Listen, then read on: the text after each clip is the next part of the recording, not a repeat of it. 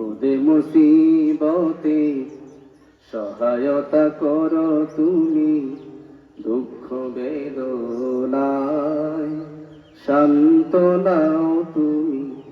হারানোর ব্যথা যখন ঘিরে ধরে আমাকে, আল্লাহ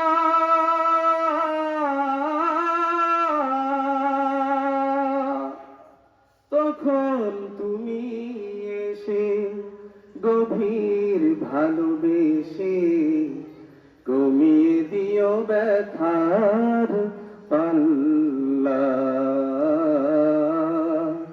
কমিয়ে দিও ব্যথার পাল্লা।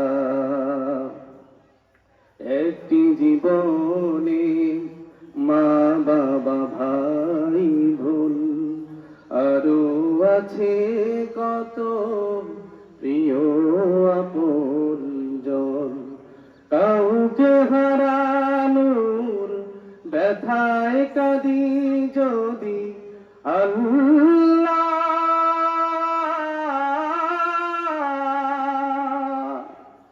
রহম ধারায় ভিজে স্মরণ করি তোমায়। জাল্লা শানুহু,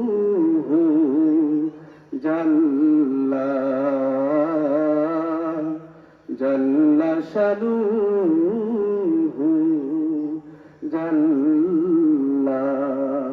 বিপদ আপদ যতই কিছু আসুক না কেন ভরসা করব কার উপরে? এই জন্য মুমিন কোন মাজারের কাছে যাবে না, মুমিন আল্লাহ ব্যতীত কারো কাছে যাবে না, যাবে কার কাছে? একমাত্র আল্লাহর কাছে। যতই বিপদ আসুক না কেন, যতই বালা মুসিবত আসুক না কেন, শুধু সুখে থাকলে আল্লাহকে ডাকবেন, শুধু দুঃখে পড়লে আল্লাহকে ডাকবেন, সুখে পড়লে আল্লাহকে ভুলে যাবেন, এমন যত না হয়। ঠিক কি না? মুমিনের বৈশিষ্ট্য হবে সুখে দুঃখে ডাকবেন কাকে? এই জন্য সুখে দুঃখে আমরা আল্লাহকে ডাকবো। মুমিনের 3 নম্বর বৈশিষ্ট্য হলো মুমিনের যতই বিপদ আপদ আসুক মুমিন ভরসা করবে কার উপরে?